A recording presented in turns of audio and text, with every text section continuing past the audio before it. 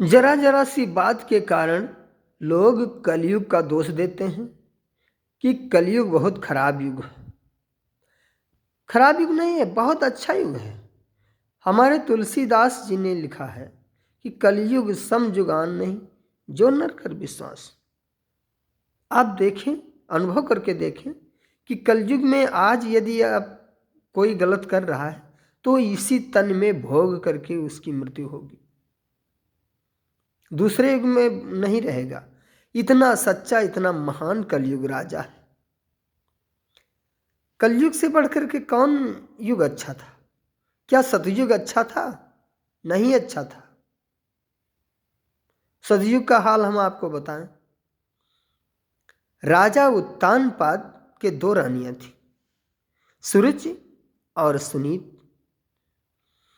सुनीत बेचारी धर्म पर चलने वाली पत्नी थी और सुरुचि जो है चंचल स्वभाव की और उपलक्षित माया फैलाने वाली नारी थी। राजा सुरुचि के बस में हो गए और सुरुचि के कहने पर सुनीत को राजमहल से बाहर निकाल दिया और राजमहल के बाहर एक दूर झोपड़ी बनवा दी, जिसमें उनका पुत्र ध्रुव और उनकी पत्नी सुनीत रहने लगी। तो क्या संसार में कोई नहीं था कहने वाला? और न कोई कहा कि राजन ये गलत हो रहा है, आपकी वो भी पत्नी है और उत्तराधिकारी है, आधी संपदा की आपकी तो मालकिन हो ही गई। किसी ने कहा? यह राजा ने सोचा? नहीं सोचा।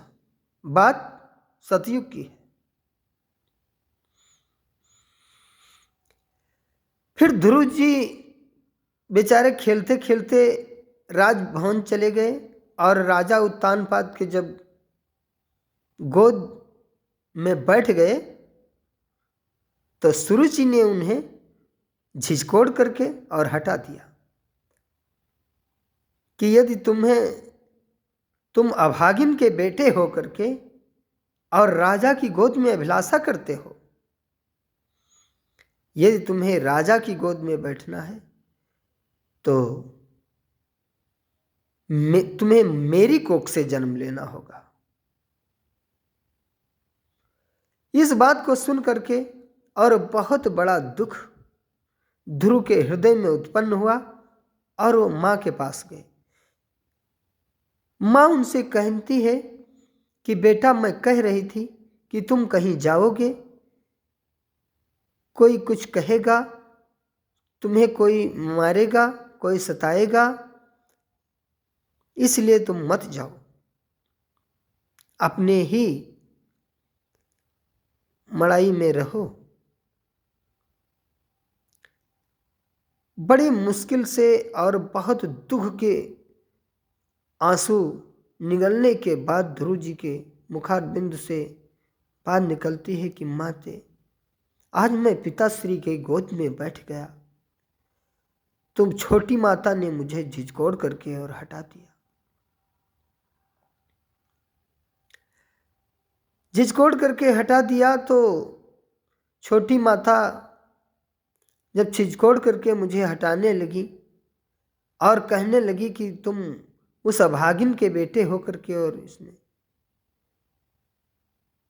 राजा की गोद में बैठते हो, राजा की गोद में बैठना है तो तुम्हें मेरे कोख से जन्म लेना होगा। तो उस समय ध्रुव की माता क्या कहती हैं कि पुत्र, उन्होंने ठीक कहा, उन्होंने ठीक कहा कि राजा की गोद में बैठने की अभिलाषा करते हो। पुत्र,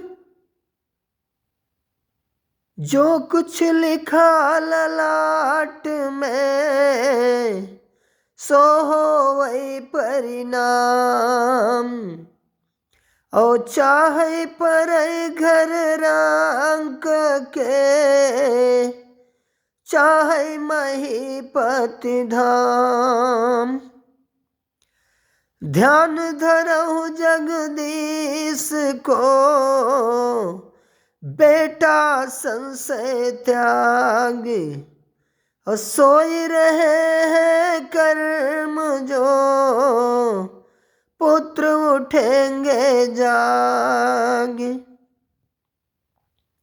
पुत्र, भगवान का ध्यान धरो, परमेश्वर का ध्यान धरो, जिससे तुम्हारे कर्म जाग उठेंगे। और जो ललाट में लिखा होता है वही परिणाम होता है। चाहे राजा के घर में जन्म लो, और चाहे रंक के घर जन्म लो, चाहे महीपत धाम, चाहे किसी गरीब के यहाँ जन्म लो, और चाहे किसी राज दरबार में जन्म लो। जब तक ध्यान जगदीश का नहीं धरोगे तब तक किस्मत नहीं जागेंगे, और किस्मत नहीं जागेंगे तब तक सुखों का आनंद नहीं मिलेगा। और परमात्मा चाहेगा तो तुम्हें परमानंद मिलकर रहेगा। फिर ध्रुव जी ने वही किया जैसा उन्हें माता से उपदेश मिला। तो मेरे प्रिय साथियों, भगवान ही धन्य किए ध्रुव का जीवन, और धन्य किए उनकी माता की कहानी। शेष यदि भगवान ध्रुव जी को दर्शन ना दिए होते, और ध्रुव जी की माता, तो हम आप ना तो ध्रुव जी को जानते और ना उनकी माता को जानते। ये तो मेरे प्रभु की लीला है, जो आज हम ध्रुव जी का और उनकी माता का, माता सुनीति का बखान कर रहे हैं। ये सतयुग की लीला थोड़ो है, न किसी पुरुष की लीला है, न किसी राजा की लीला है, न किसी की। ये तो मेरे प्रभु की लीला है, और उनके जो है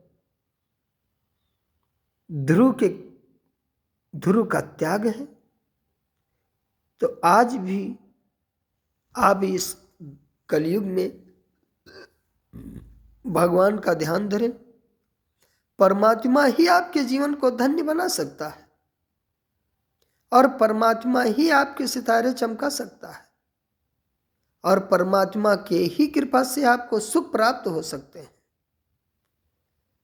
बाकी संसार में कोई किसी को कुछ नहीं देने वाला है, सब स्वार्थमय संसार है, सब दिखावटी का लीला है। और आप क्या करते हैं, ये हर वक्त मेरा परमात्मा देख रहा है। मैंने माना कि कोई राजा के घर में जन्म लिया है, लेकिन